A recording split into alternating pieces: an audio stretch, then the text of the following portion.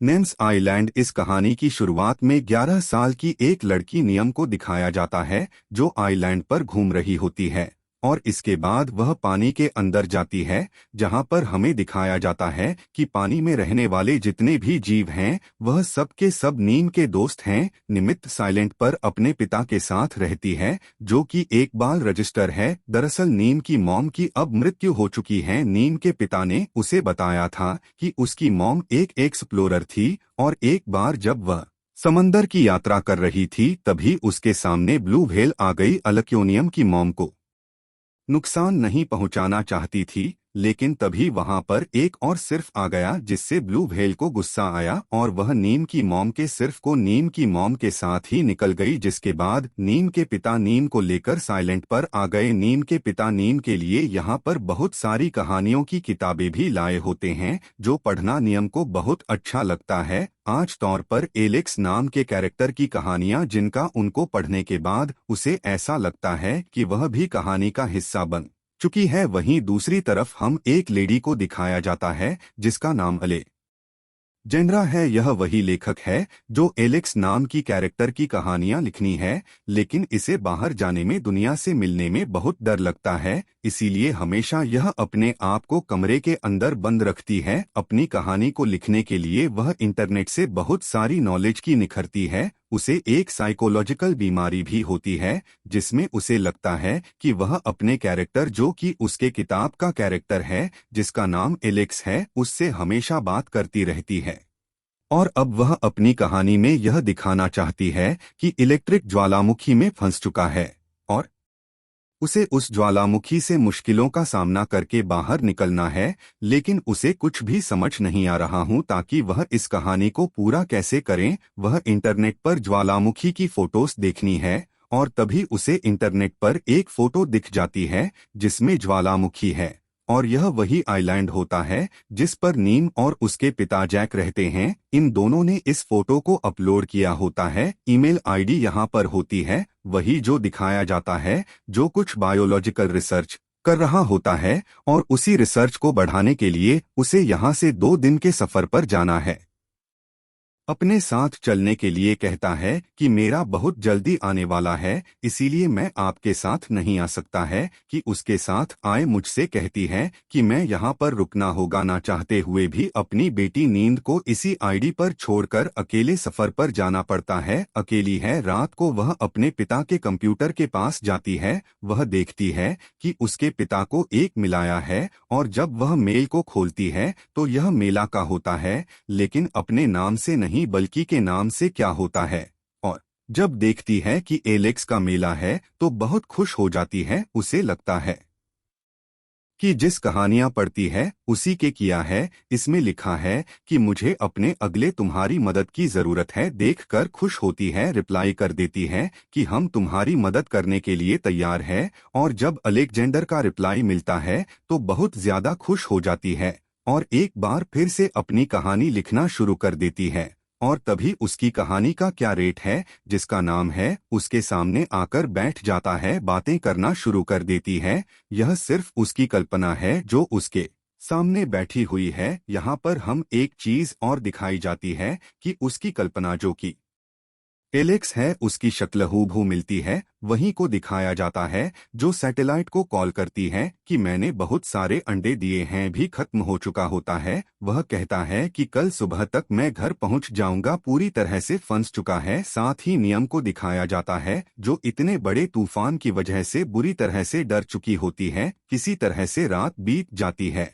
और अगली सुबह नींद देखती है कि पूरा घर पूरी तरह से तबाह हो चुका है। इसे अपने पिता चेक की बहुत ज्यादा चिंता होने लगती है इसीलिए सबसे पहली सोलर पैनल को ठीक कर दी और अपनी सैटेलाइट फोन को ऑन करके अपने पिता को कॉल कर दी है लेकिन उसकी पिता का फोन हमें पानी के अंदर दिखाया जाता है। साथ ही जय को भी दिखाया जाता है जो अपनी वोट पर भी हो सकता है। दरअसल उसकी बोर्ड तूफान की वजह से पूरी तरह से तबाह हो चुकी होती है। उसमें पानी भी भर रहा होता है। वह एक मशीन से पानी को बाहर निकालता है और अब उसे किसी भी तरह से आयल इन पर वापस पहुंचना होगा जहां पर उसकी बेटी नियम है। उसे भूख भी लगी होती है और तभी यहाँ पर एक पंछी आता है जो जय को मछलियां देता है, जिसके बाद जैक समझ जाता है कि हो ना हो यह पंछी नी का दोस्त है, इसीलिए वह उसकी मदद कर रहा है। वहीं आइलैंड पर नीन को दिखाया जाता है जो अपने पिता के लिए बहुत ज्यादा चिंतित होती है क्योंकि उसका उसके पिता से कोई भी संपर्क नहीं हुआ होता। और तभी एक बार फिर से अलेक्जेंड्रा का मेल आता है। इसमें मैंने पूछा होता है कि ऊपर से ज्वालामुखी देखने में कैसा लगता है, क्या तुम मुझे बता सकते हो? हमको लगता है कि ईमेल एलेक्स ने लिखा है जो कि कहानियों का कैरेक्टर है, इसीलिए तय करती है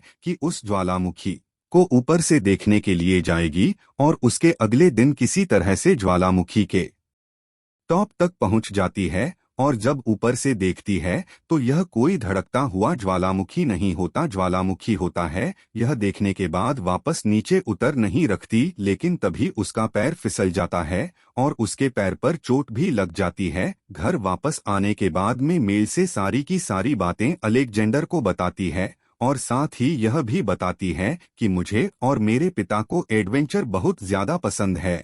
और अब एलेक्जेंडर को समझ में आ जाता है कि उसकी वजह से नहीं बल्कि उसकी बेटी से हो रही है। अगले दिन भीम दिखती है कि एक से पुष्कर आइलैंड की तरफ आ रहा है और तभी कुछ लोग कश्ती में आइलैंड पर आ जाते हैं। यहाँ पर जो सिर्फ का कैप्टन होता है उसे आइलैंड बहुत ज्यादा पसंद आता है और वह तय करता है कि वह यहाँ पर टूरिस्ट को लेकर आएगा जिससे वह बहुत पैसे कमा सकता है। और इसके बाद वह अपनी टीम के साथ यहाँ से निकल जाता है। यह सब देखकर बहुत बुरा लगता है क्योंकि वह नहीं चाहती कि उसके आइलैंड पर कोई भी आए और मीठी बातें एलेक्स को बताती है। वह बताती है कि उसके पिता यहाँ पर नहीं है, वहीं पर पूरी तरह से अकेली है और अब कुछ लोग भी यहाँ पर आने वाले हैं। दरअसल वाले की मदद मांग रही होती है, लेकिन एलेक्जेंडर को बाहर जाने में, लोगों से मिलने में डर लगता है। उसे समझ नहीं आता कि वह कैसे उसकी मदद करेगी। इसी लियोनी हमसे कहती कि मैं तुम्हारी मदद के लिए किसी को भेज देती हूँ, लेकिन साफ साफ मना कर देती है क्योंकि वह नहीं चाहती कि साइलेंट के बारे में और भी लोगों को पता चले और आपको कुछ भी समझ में नहीं आता। और तभी उसकी कहानियों का कैरेक्टर जो कि एलेक्स है एक बार फिर से उसके सामने आ जाता है और वह एलेक्जेंडर को हौसला देता है कि मैं तुम्हारे साथ हूं, तुम उस बच्चे की मदद के लिए जाना चाहिए। और करती है कि वह उसे जरूर जाएगी। वह कहती है कि मैं तुम्हारी मदद करने के लिए आ रही हूं। उनको लगता है कि उसकी मदद करने के लिए कहानियों का हीरो एलेक्सा रहा है।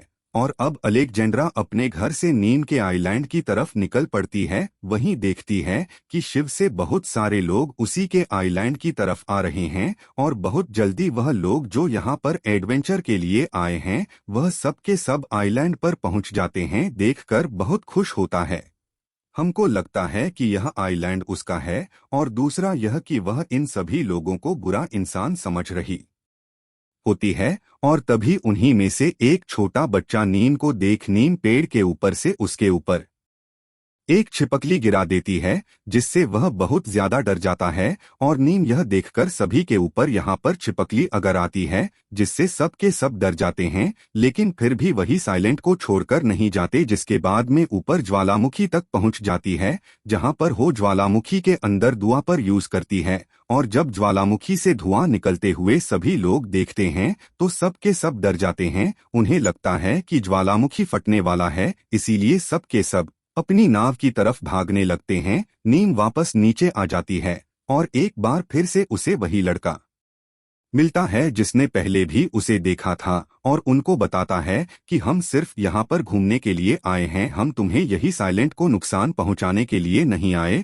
और नीम को एहसास होता है कि सब के सब मासूम लोग हैं, लेकिन आप सब लोग डर चुके होते हैं। यह लड़का भी वापस चला जाता है, जिसके बाद अपने माँ बाप को बताता है कि उसने यहाँ पर एक लड़की को देखा है, लेकिन उसकी बात पर कोई भी विश्वास नहीं करता। और आप जितने भी लोग इस साइलेंट पर आए थे वापस अपनी अदाओं से अपने बड़े शिप तक पहुंच जाते हैं। वही अलेक्जेंडर को दिखाया जाता है जो हेलीकॉप्टर से साइलेंट की तरफ आ रही होती है। और तभी रास्ते में एक बहुत बड़ा तूफान आ जाता है और उस तूफान की वजह से उसे सेंड करना पड़ता है, अभी अभी उसे आ रहा है। जहां पर नियम है उसको बताती है कि वह साइलेंट पर एक छोटी बच्ची फंसी हुई है, लेकिन वहां पर कोई भी लड़की नहीं है। लड़का जिसने आयरन में नीम को देखा था वह लेख जनता को बता देता है कि वहां पर मैंने एक लड़की को देखा था। और अब अलेक्जेंडर शिफ्ट में जो सेफ्टी बूट होती है यूपी बोर्ड को लेकर आइलैंड की तरफ निकल पड़ती है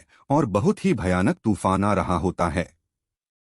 वही हमें दूसरी तरफ जय को दिखाया जाता है जो अभी तूफान में फंसा हुआ होता है और वह तूफान से लड़ रहा होता है। वही नीम आइलैंड पर होती है और वह देखती है कि उसके आइलैंड की तरफ एक बहुत आ रही है। उसे विश्वास हो जाता है कि उसके पिता जो कीबोर्ड है, इसीलिए अपनी सील की मदद से उस बूट की तरफ जाती है। और जब वोट तक पहुंचती इंसान है और तुमने मुझे धोखा दिया, तुम यहाँ से चली जाओ, और नाराज होकर चली जाती है। कुछ भी समझ नहीं आता कि उसे क्या करना चाहिए और उसकी किताबों का काल्पनिक कैरेक्टर के सामने आ जाता है और मुश्किलों का सामना करना होगा, उसी को मनाना होगा। उसकी जिंदगी से हमेशा के लिए चला जाता है। जो कि उसकी एक काल्पनिक थी उनके पास जाती है, उसे मनाने की कोशिश करती है, उसकी बात नहीं सुनती है। अभी तो खाना खा रहे होते तो नहीं बताती है कि उसके पिता को 2 दिन पहले यहाँ पर वापस लौट आना चाहिए था और 2 दिन की सफर पर गए थे और आज 4 दिन हो चुके हैं। चिंता मत करो, जरूर वापस लौट आएंगे। दोनों के दोनों समंदर की तरफ देख रहे